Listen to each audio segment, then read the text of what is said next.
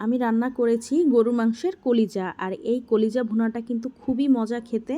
এটা আপনারা চাইলে পরোটা বা পোলাও অথবা ভাতের সাথে খুব মজা করেই খেতে পারেন। তো আমি কিভাবে রান্না করেছি সেটাই আপনাদের সাথে শেয়ার করছি।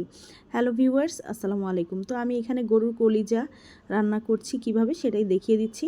এখানে একটি কড়াই বসিয়ে দিলাম, তারপর এখানে হাফ কাপ পরিমাণ সয়াবিন তেল দিয়েছি। আমি এখানে 2টা তেজপাতা দিয়ে দিয়েছি। তারপর এখানে আমি হাফ কাপ পরিমাণ পেঁয়াজ কুচি দিয়েছি, 5-6টা কাঁচামরিচ ফালি দিয়ে দিয়েছি। এখন পেঁয়াজটা একটু ভালো করে নেড়ে নিব। পেঁয়াজটা ভালো করে নেড়ে নিয়ে যখন দেখব একটু বাদামি কালার হয়ে আসতেছে, আমি সেই মুহূর্তে দিয়ে দিচ্ছি স্বাদমতো লবণ। লবণটা দিয়ে আমি আবারও একটু নেড়ে নিব। তারপরে এখানে আমি অল্প পরিমাণে পানি দিয়ে দিয়েছি যেন পেঁয়াজটা যেন পুড়ে না যায়। এখন এখানে বাটা মশলা দিয়ে দিচ্ছি। এখানে আমি 1.5 টেবিল চামচ রসুন বাটা দিয়েছি, 1 টেবিল চামচ জিরা বাটা দিয়েছি, 1.5 টেবিল চামচ আদা বাটা দিয়েছি। আর এখানে আমি গরম মশলা বাটা দিয়েছি। আপনারা চাইলে এখানে গরম মশলা গুঁড়োও দিতে পারবেন অথবা আস্ত গরম মশলাও দিতে পারবেন। আমি এখানে এলাচ, দারচিনি, জয়ফল, জয়ত্রী, লং, কালো গোলমরিচ, বড় এলাচ, মিষ্টি মৌরি সব একত্রে বেটে তারপর দিয়েছি। আমি সবসময় চেষ্টা করি একটু গরম মশলাটা বেটে খাওয়ার জন্য। তারপরে এখানে আমি দিয়ে দিচ্ছি হলুদের গুঁড়া 1 টেবিল চামচ, মরিচের গুঁড়া 1.5 টেবিল চামচ এবং ধনিয়ার গুঁড়া 1 টেবিল চামচ দিয়ে এখন আমি একটু নেড়ে নিচ্ছি। আর এই মশলাটা একটু ভালো করে আমি কষিয়ে নিব।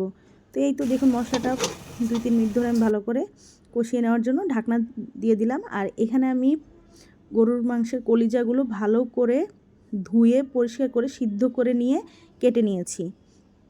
তারপর আমি এগুলো সাইজ করে নিয়েছি। এই তো দেখুন আমার মশলাটা খুব ভালো করে কষানো হয়ে গিয়েছে। এখন আমি সেই সিদ্ধ করা কলিজাগুলো দিয়ে দিচ্ছি। এখানে প্রায় 700 গ্রামের মতো কলিজা আছে। এখন এইগুলো আমি ভালো করে মশলার সাথে উল্টে পাল্টে দিব, দিয়ে এখন ঢাকনা দিয়ে ঢেকে দিব প্রায় 10 মিনিটের জন্য। 10 মিনিট পর দেখুন গরুর মাংসের কলিজাগুলো খুব সুন্দর করে কষানো হচ্ছে। এখন আবারও নেড়ে দিচ্ছি যেন লেগে না যায়।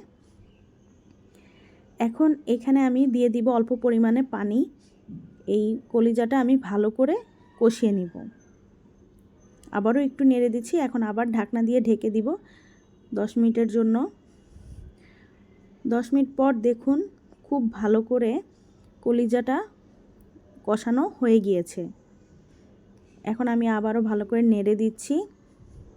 দেখুন কালারটা কি সুন্দর এসেছে, তাই না? এখন আমি বেশ খানিকটা পানি দিচ্ছি একবারে ভালো করে গরু মাংসের কলিজাটা সিদ্ধ হয়ে যাওয়ার জন্য। আমি আর কোনো পানি দিব না। আমি এখানে পরিমাণ মতো পানি দিয়ে দিয়েছি। এখন ঢাকনা দিয়ে ঢেকে দিলাম। প্রায় 20 মিনিটের জন্য ঢাকনা দিয়ে ঢেকে দিয়েছি। 20 মিনিট পর দেখুন গরুর মাংসের কলিজাটা একদম ফাইনালি রান্না হয়ে গিয়েছে। আর দেখতে এতটাই সুন্দর হয়েছে আর খেতে কিন্তু ভীষণ মজা হয়েছে। তো এই তো আমার গরুর মাংসের কলিজাটা একদম রেডি হয়ে গেছে। দেখুন দেখতে কতটা লোভনীয় হয়েছে, তাই না? ভিডিওটি ভালো লাগলে অবশ্যই বেশি বেশি লাইক, কমেন্ট এবং শেয়ার করতে ভুলবেন না।